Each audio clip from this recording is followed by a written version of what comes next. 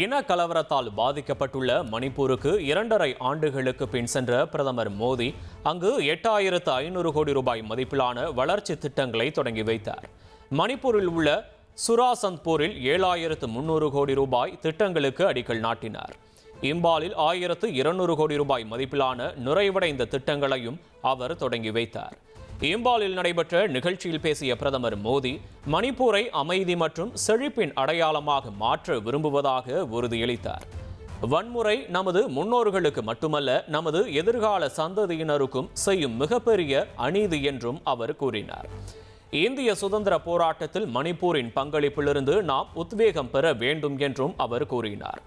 நேபாள இடைக்கால பிரதமராக பொறுப்பேற்றுள்ள சுஷிலா கார்கிக்கு வாழ்த்து தெரிவிப்பதாக கூறிய பிரதமர் மோடி அந்நாட்டின் அமைதி, ஸ்திரத்தன்மை, செழிப்புக்கு அவர் வழிவகுப்பார் என நம்புவதாகவும் தெரிவித்தார்.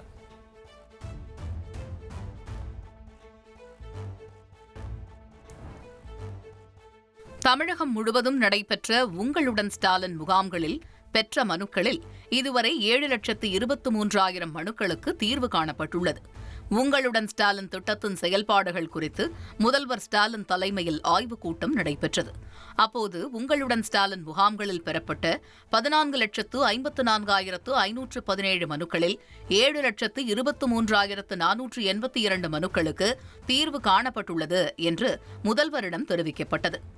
தகுதியுள்ள அனைத்து மனுக்களும் விடுபடாமல் தீர்வு காணப்பட வேண்டும் என்றும் தலைமைச் செயலாளர் ஆய்வுக் கூட்டங்களை நடத்தி மனுக்களுக்கு தீர்வு காணப்படுவதை உறுதி செய்ய வேண்டும் என்றும் கேட்டுக் கொண்டார். திருச்சி விமான நிலையத்திற்கு வந்த தவேக தலைவர் விஜய் மக்களை சந்திக்க பிரத்யேகமாக வடிவமைக்கப்பட்ட பிரச்சார வாகனத்தில் ஏறி மக்களை சந்திக்க தொடங்கினார். அவருக்கு தவேக முக்கிய நிர்வாகிகள், தொண்டர்கள் விமான நிலையத்தில் தவேக கொடியுடன் திரண்டு உற்சாக வரவேற்பு அளித்தனர். விஜய்க்கு வழிநடுகிலும் ஆட்டம் பாட்டத்துடன் பிரச்சார வாகனத்தின் மீது பூக்களை தூவியும் தவேக கொடிகளை அசைத்தும் தொண்டர்கள் உற்சாக வரவேற்பு அளித்தனர்.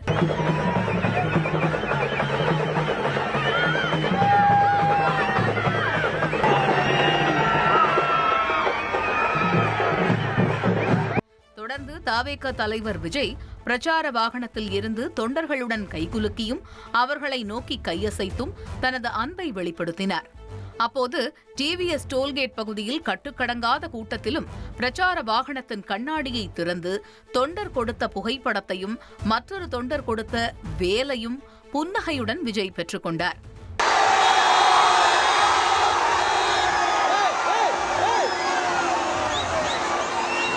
இதனிடையே தொண்டர் ஒருவர் திடீரென பிரச்சார வாகனத்தில் ஏறி தொங்கிக் கொண்டு விஜயை நெருங்க முயன்றதால் பரபரப்பு ஏற்பட்டது.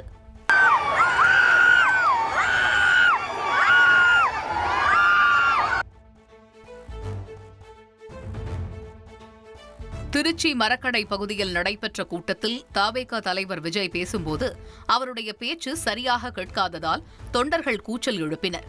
அவர் நேரலை ஒளிபரப்பிற்கான மைக்கில் பேசும்போது மைக்கில் கோளாறு ஏற்பட்டதால் அவருடைய பேச்சு சரியாக கேட்கவில்லை. இதையடுத்து மரக்கடை பகுதியில் வைக்கப்பட்டிருந்த ஸ்பீக்கருக்கான மைக்கில் விஜய் பேசினார்.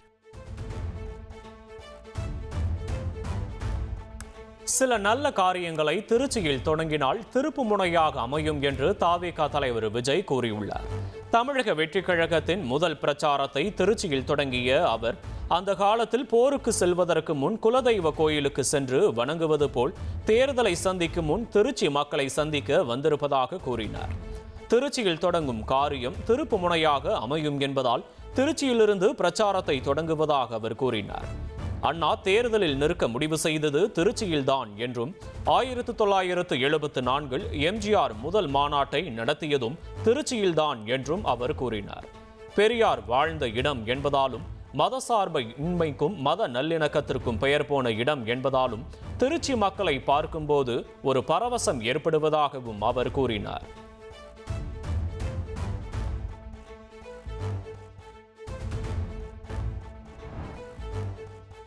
திரையுலகில் 50 ஆண்டுகள் சிறப்பாக இசையமைத்து சாதனை படைத்த இளையராஜாவுக்கு தமிழக அரசு சார்பில் சென்னையில் பாராட்டு விழா நடைபெற்றது. சிம்போனியில் சிகரம் தொட்ட தமிழன் இசைஞானி இளையராஜா பொன்விழா ஆண்டு என்ற தலைப்பில் சென்னை நேரு உள்விளையாட்டரங்கில் நடைபெற்ற விழாவில் அமைச்சர்கள், நாடாளுமன்ற உறுப்பினர்கள், நடிகர்கள் ரஜினிகாந்த், கமல்ஹாசன் உள்ளிட்ட திரை பிரபலங்கள் கலந்து கொண்டனர். விழாவில் இளையராஜா இசையமைத்த திரைப்படங்களில் இடம்பெற்றுள்ள பாடல்கள் அரங்கேற்றம் செய்யப்பட்டன. சிம்பனி இசை படைத்த இசையமைப்பாளர் இளையராஜாவுக்கு சென்னையில் பாராட்டு விழா நடைபெற்றது. விழாவின் தொடக்கத்தில் கவிஞர் புலமை பித்தன் எழுதிய அமுதே தமிழே என்ற பாடலை நடிகர் கமல்ஹாசனுடன் இணைந்து இளையராஜா பாடினார். இந்திய கம்யூனிஸ்ட் கட்சியின் புதிய மாநில செயலாளராக மு. வீரபாண்டியன் தேர்வு செய்யப்பட்டுள்ளார். சென்னையில் இந்திய கம்யூனிஸ்ட் கட்சியின் மாநில குழு கூட்டம் நடைபெற்றது. இந்த கூட்டத்தில் துணை பொதுச் செயலாளராக பதவி வகித்து வந்த வீரபாண்டியன் அக்கட்சியின் புதிய மாநில செயலாளராக தேர்ந்தெடுக்கப்பட்டார். கடந்த 10 ஆண்டுகளாக அக்கட்சியின் மாநில செயலாளராக முத்தரசன் பதவி வகித்து வந்தார். இந்த சூழலில் புதிய மாநில செயலாளராக தேர்வு செய்யப்பட்ட வீரபாண்டியனுக்கு முதல்வர் ஸ்டாலின் வாழ்த்து தெரிவித்துள்ளார். அதே நேரத்தில் இயக்கத்தை இதுநாள் வரையில் சிறப்பாக வழிநடத்தி தோழமை பாராட்டிய தோழர் முத்தரசனுக்கு நன்றி என முதல்வர் ஸ்டாலின் நன்றி கூறியுள்ளார். ஒடுக்கப்பட்ட மக்களின் உயர்வுக்காக பாடுபடும் இடதுசாரி அரசியலில் இணைந்து பயணித்து வெற்றி காண்போம் எனவும் முதல்வர் ஸ்டாலின் கருத்து தெரிவித்துள்ளார். இதேபோல மு. வீரபாண்டியனுக்கு மதிமுக பொதுச் செயலாளர் வைகோவும் வாழ்த்து தெரிவித்துள்ளார். மு. வீரபாண்டியன் மார்க்சியம் லெனினிய கொள்கைகளையும் பொது உடைமை சித்தாந்தத்தையும் நேர்த்தியாக கற்றுத் தேர்ந்து அவற்றுக்காகவே தன்னை அர்ப்பணித்துக் கொண்ட செங்கொடி வீரர் ஆவார் என வைகோ புகழாரம் கூறியுள்ளார்.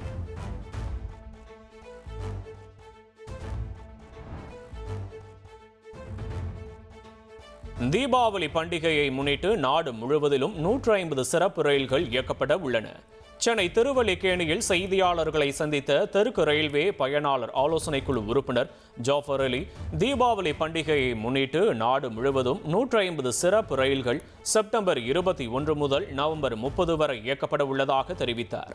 மேலும் வழக்கமான ரயில்கள் தவிர்த்து கூடுதலாக தெற்கு ரயில்வேக்கு 10 சிறப்பு ரயில்கள் இயக்க ரயில்வே துறை முடிவு செய்துள்ளதாகவும் தெரிவித்துள்ளார். இந்தியன் ரயில்வே பொறுத்த வரைக்கும் சார் செப்டம்பர் 21 டு நவம்பர் 30 இந்த டேட்டுக்குள்ள special trains throughout the country 150 trains விடுறாங்க. இந்த 150 ட்ரெயின்ஸ் பொறுத்த வரைக்கும் 2024 ட்ரிப்ஸ் பண்ணுறாங்க. அந்த trains up and down up and down up and down regular trains இல்லாமல் ஸ்பெஷல் ட்ரெயின்ஸ் கூட 2024 ட்ரிப்ஸ்.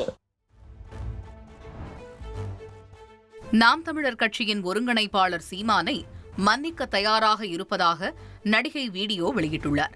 உச்சநீதிமன்ற உத்தரவுப்படி சீமான் நல்ல மனிதராக மன்னிப்பு கேட்டு வழக்கை முடிக்க வேண்டும் என்றும் அவரை மன்னித்து விடுவதாகவும் கூறியுள்ளார். போதும், 14 வருஷமா என்னைய போட்டு சீரழிச்சது போதும். ஸோ சீமான் அவர்கள்ட்ட என்ன சொல்கிறேன் தெரியுமா? நான் மன்னிக்க தயார்.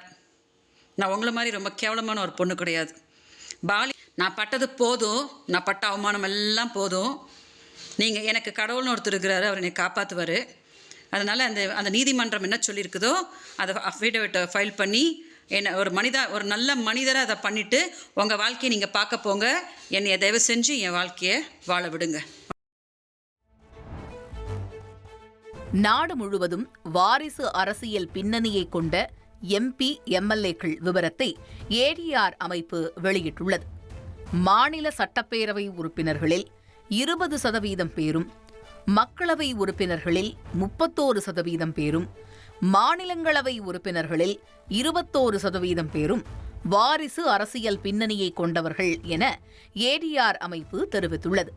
இதில் வட இந்தியாவில் உத்தரப்பிரதேசத்தில் 23%, தென்னிந்தியாவில் அதிகபட்சமாக கர்நாடகத்தில் 36% வாரிசு அரசியலை பின்னணியாக கொண்டவர்கள் என தெரியவந்துள்ளது.